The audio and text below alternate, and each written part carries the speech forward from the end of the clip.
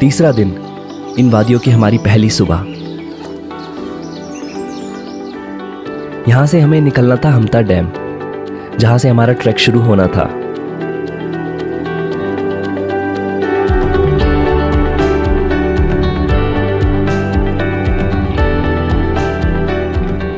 सुबह सुबह इन खामोश रास्तों से चलकर हम पहुंचे हमता डैम।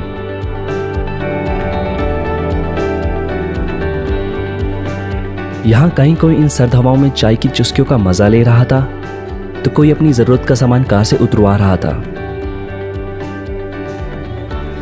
इन भीड़ों के झुंड को देखकर लगा कि शायद ये भी किसी सफर में निकले हैं। और पता है क्या, दे वर वेरी डिसिप्लिन्ड। आखिर वो दिन आ ही गया जब मैं अपने उस ख्वाब को जीने वाला था। ख्वाब, एक ऐसे सफर पे जाने का जो हमेशा मेरे साथ रहे, इन यादों में हमेशा।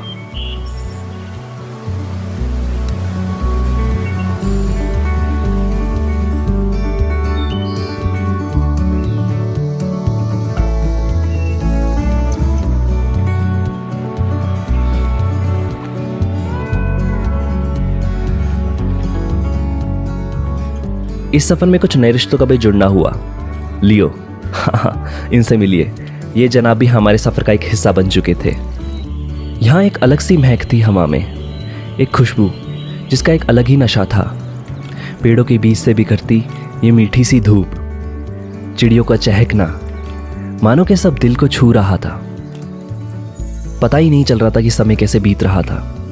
धूप छांव का सिलसिला सा जारी था, और इसी के साथ हमारे चलने का भी।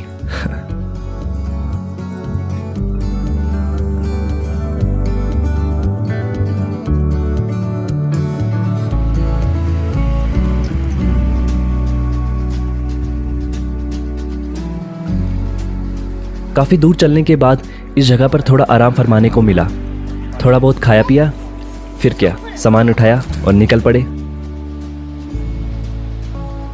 बड़े बड़े नोकीले पहाड़ों के बीच से निकलती है नदी। ये पानी का शोर, इसी के किनारों से चलकर हमें आगे का रास्ता तय करना था।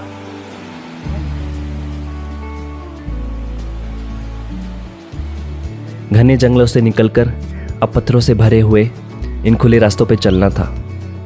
फिलहाल तो सब कुछ आसान ही लग रहा था। ट्रैक करने का एक अपना अलग ही मजा है। जब भी जहां भी थकान लगे, बैठे, बातें की और कुछ यादें फिर कैमरा में कैद करके चल पड़े। ट्रैक करते वक्त यह बहुत जरूरी है कि आप एक साथ ज्यादा ना चलें। सफर लंबा है तो रुक रुक कर चलने में ही समझदारी है। इन घोड़ों के बिना तो ट्रैक मुश्किल ही होता। चाहे बात हमारे रहने की हो या खाने पीने की, सारा सामान इन्हीं की मदद से ऊपर ले जाया जा रहा था।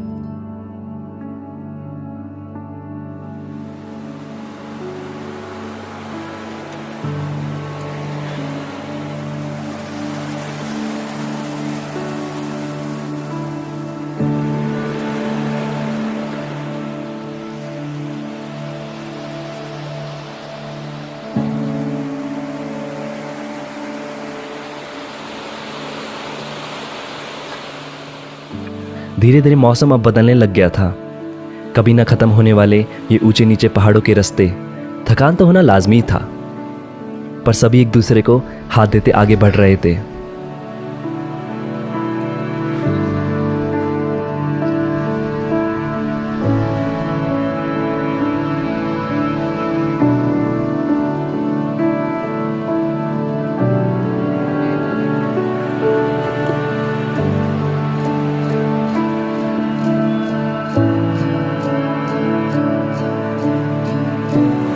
इस नदी का पानी इतना ठंडा था कि चलना तो दूर, छूने से भी डर लग रहा था। बस मन में भगवान का नाम लिया और पार कर गए।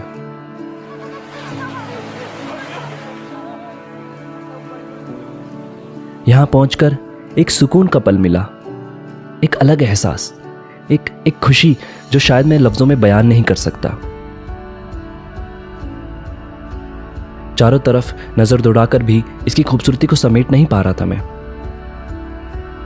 और यही थी आज की हमारी रुकने की जगह, बस कुछ चंद लोग इन पहाड़ों के बीचों बीच।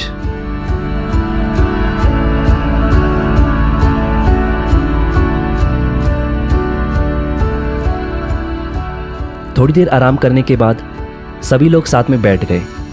आज का सफ़र कैसा रहा, सभी लोग एक दूसरे को अपने किस्से सुना रहे थे।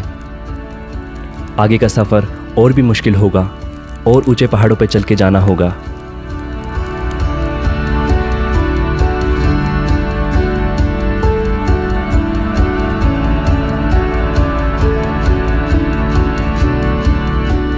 बस यही सब बातें करते करते आज का दिन खत्म हो गया।